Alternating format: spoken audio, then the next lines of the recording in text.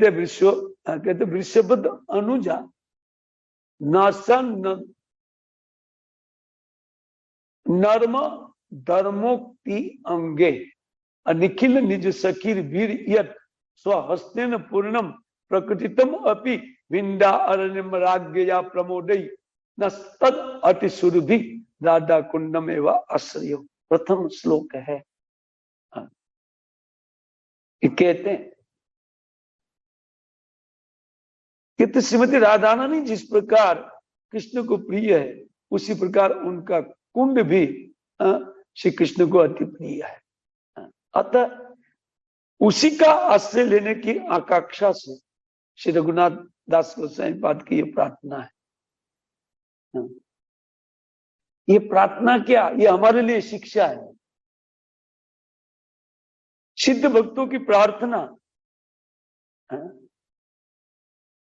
यही उपादेय वस्तु साधक भक्तों के लिए है।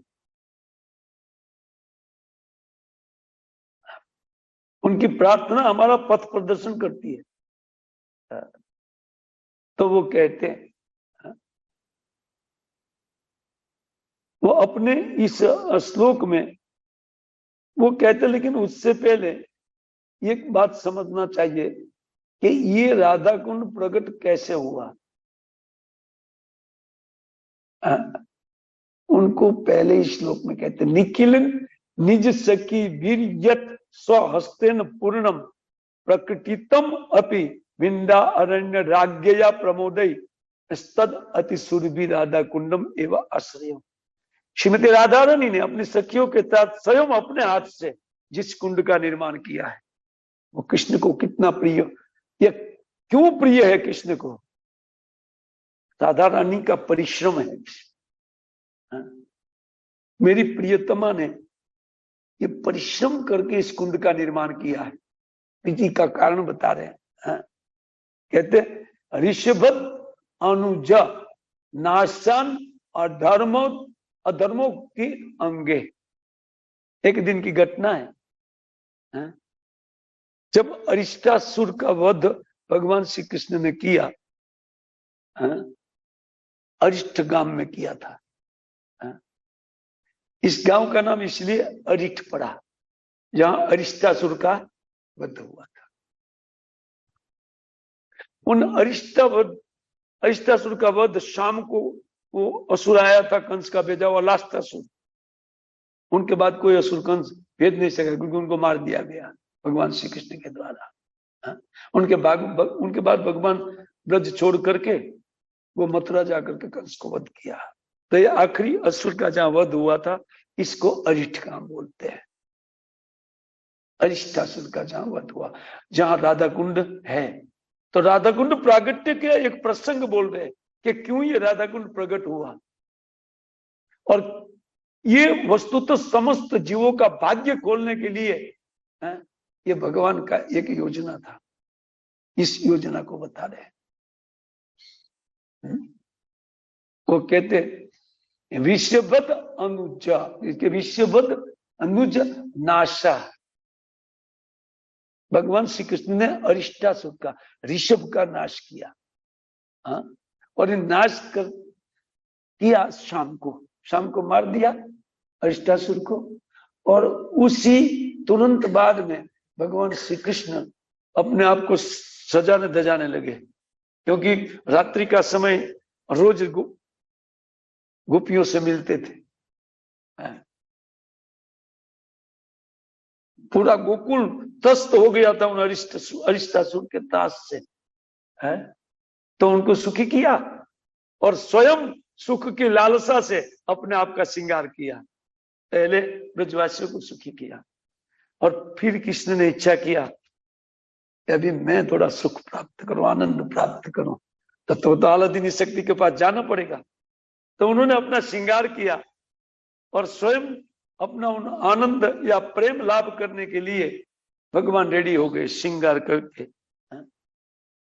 और एकदम बढ़िया नटवर वेश बना दिया, जिससे देख करके गोपिका लोग आकृष्ट हो जाए। ऐसा वेश बना करके भगवान आए रात्रि में, लगभग प्रदोष काल में वो उन अरिठ गांव के जंगल में निकले, जो वृंदावन ही है। ये वृंदावन में स्थित है राधा कुंड, इसको वृंदावन कहते हैं। 8 वनों में वृंदावन है। तो वो वृंदावन में निकले बाहर, उन गांव से वो बाहर निकले, या अपने वो गुष्ट से बाहर निकले वन में। और जैसे वन में बाहर निकले तो उन राधा रानी सखियों के साथ वो वहीं पर थी। तो जब उनको मिले तो राधा रानी को एकदम झट से उन्होंने चाहा कि उसको आलिंगन दे, तो राधा रानी एकदम पीछे हट गई। अरे दूर रहो तुम, हमारा स्पर्श मत करो, आपके पास गो हत्या का पाप है, स्वयं पापी, और आपका स्पर्श करके हम भी पापी नहीं हो जाएगी, इसलिए आप दूर रहिए। वो श्री कृष्ण तो एकदम रुक गए, क्या पाप किया भाई हमने? बोले गोकुल के एक व्यक्ति को मार दिया है ना, वो आपने उन बैल का जो वध किया है, इसके कारण आपको दोष लगा है। ऐसा दूषित व्यक्ति का स्पर्श हम करना नहीं चाहेंगे। ऐसा नाना प्रकार का लीलाएं हैं भगवान की, लेकिन ये कुंड का निर्माण होना था, इसलिए एक स्पेशल लीला उस दिन ये हुई थी। तो जब ऐसा कहा तो भगवान श्री कृष्ण हंस करके पीछे हट गए, हट करके बोले कि तू फिर पवित्रीकरण का क्या उपाय है? बोले पहले जाइए और दुनिया भर में जितने बड़े बड़े तीर्थ है उन सब तीर्थों में स्नान करके आइए, तब आप पवित्र हो सकते हैं। तो भगवान श्री कृष्ण हंस दिए, और हंस करके उन्होंने क्या किया, अपने उन पैर से ईड़ी के बल से एक जमीन में उनको गाड़ा, अपने पैर को। वो गाड़ते ही एक बहुत बड़ा गड्ढा हो गया।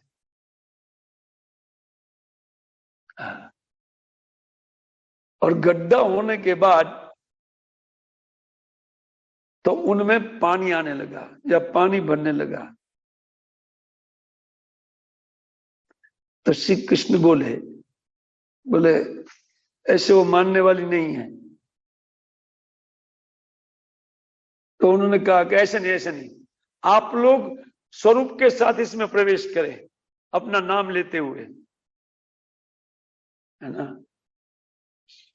तो सबसे पहले प्रयागराज आए, और आकर के श्याम कुंड में प्रवेश करते हुए अपना परिचय दिया, मैं प्रयागराज हूं, पानी होकर के प्रवेशित किया।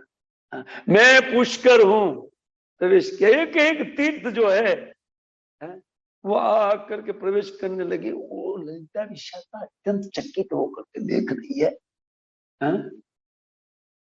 वो ये तो चाहती थी वास्तव में, वो देख रही है अरे एक एक तीर्थ, और सारे तीर्थ जितने भी तीर्थ शास्त्र में लिखे, समस्त तीर्थ उसी रात्रि में, और 1 आध घंटा भी नहीं लगा। वो कुंड जैसे जैसे जल बढ़ता गया, कुंड विस्तार प्राप्त करता गया। लेकिन उन्होंने वो येड़ी वाला, वो पैड वाला, पंजे वाला अपना स्वरूप बदला नहीं, जो आज भी है। रघुनाथ दास गोस्वामी बाद उन युधिष्ठिर महाराज के ऊपर कृपा करके उनको उसी रूप में बना दिया है, जिस रूप में प्रकटित हुआ था श्याम कुंड। तो वो सब तीर्थ आगे भगवान ने स्नान किया, और स्नान करके मुस्कुरा के बोले अब तो आलिंगन दे। तो राधा ने तुनक करके एक साइड खड़ी हो गई और ये बोली,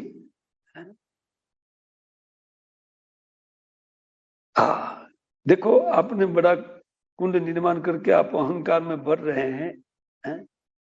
बोले अहंकार का बात नहीं है, तुम लोग भी पवित्र होने के लिए कुंड में प्रवेश करो। बोले आपके द्वारा छोड़ा गया पाप है इसमें हम नहीं स्नान करेंगे, अपना एक निर्माण करेंगे। आप क्या सोच रहे हैं, आप ही बना सकते हैं। हैं? फिर तो ठंड गया। और राधा रानी की करोड़ों करोड़ों विस्तार रूप जो गोपियां हैं वो सारी गोपियां लग गई इसमें, है ना। वो समस्त गोपियां, वो करोड़ों करोड़ों गोपियां, वो अपने कंगन निकाल करके खोदना चालू किया ना, अपने कंगन से कंगन तोड़ दिया, तोड़ करके उनको खोदना चालू किया। तो करोड़ों करोड़ों गोपी जब कर रही है इस प्रकार खनन कार्य, तो देर नहीं लगा। लेकिन आश्चर्य का बात रहा, वो कितना गहरा होने पर भी पानी नहीं आया, वो जल आया नहीं।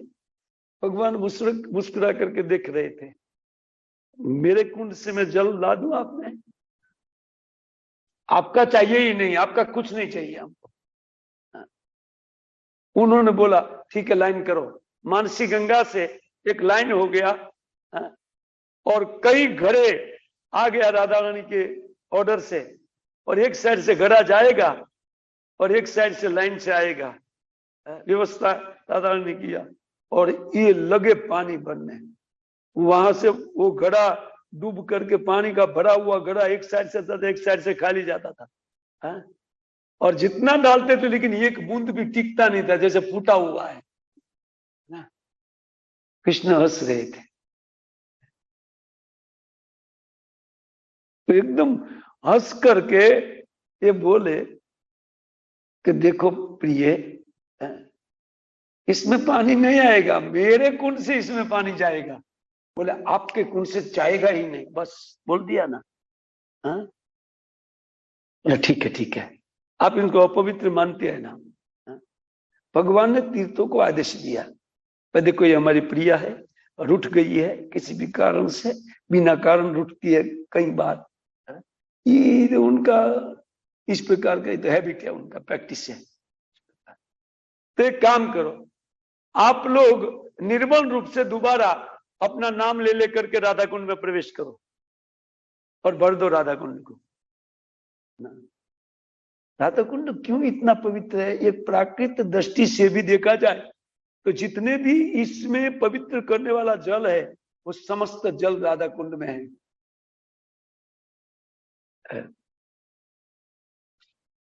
तो ठीक नाम ले लेकर के वो सब प्रवेश करने लगे कुंड में। राधा रानी खुश हो गई, फिर खुश हो गई, उनको बोला नहीं नहीं नहीं, एक काम कीजिए, आप अपने कुंड का भी आप पानी आने दीजिए इसमें। खुश हुई तो परमिशन दिया। तो कृष्ण तो चाहते ही थे, और बीच में उन्होंने छेद बना करके, आज भी है छेद बना करके दोनों कुंड को पानी से। तो ये इस प्रकार उनकी उत्पत्ति हुई। तो इसको कहते हैं कि वृषभद्ध अनुनाशा, एक बछड़े का रूप लेकर के आया था, बाद में बैल हुआ था, ध्यान रहे, छोटा सा बछड़ा बनकर के आया था इष्टासुर। इसलिए कहते हैं कि ये ऋषभ का वंश का वध किया था।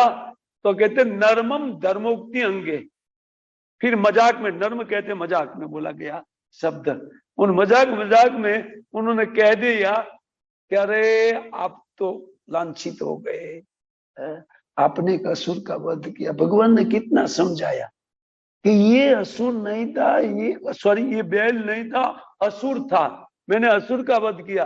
बोले जो कुछ भी हो पाप तो लगता ही है ना। बोले कैसे पाप लगा, वो असुर है।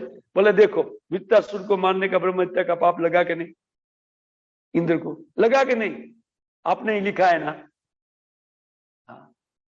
तब जाकर के ये कुंड निर्माण हुआ। लिखते हैं निखिल निज सखीर वीर्यत स्वहस्तेन पूर्णम। जब कुंड निर्माण हुआ, उनमें स्नान किया भगवान ने, ये सारी लीला बता दिया। उनके बाद में अपनी सखियों से मिल करके श्री राधा रानी के साथ, और अत्यंत कहते हैं उन स्वहस्तेन पूर्णम, राधा ने अपने हाथ से और सखियों के साथ लेकर के प्रकटितम अपि भिंडा अरण्य राज्ञया प्रमोदे। तो प्रकृति मुदित होते हुए इन विंध्यारण्य में इस कुंड की स्थापना श्री राधा रानी के हाथ से हुई है। स्तद अति सुरभि, कुंड का जल अत्यंत सुगंधित जल है, सुरभित है। सुरभि का अर्थ सुगंधित जल। वो कहते तद अति सुरभि राधा कुंडम एवं आश्रय में। हे राधा कुंड, आप अत्यंत सुगंधित जल वाले हैं, अतः आप हमें आश्रय दीजिए। इस आकांक्षा से रघुनाथ गोस्वामी पाद ये पहले श्लोक में इस प्रकार लिखते हैं। ब्रज भूवि मूर शत्रु प्रेषी नाम निकामे, कहते निकामेर असुलभ असुलभम अपितुर्णम प्रेम कल्प द्रुमम तम, कहते जनयत हृदय भ्रूमो स्नातुर उच्चर प्रियम यह तद अति सुरभि राधा कुंडम एवं आश्रयों में। 9:30 हो गया है। दूसरे श्लोक की भी व्याख्या तो थोड़ी लंबी है।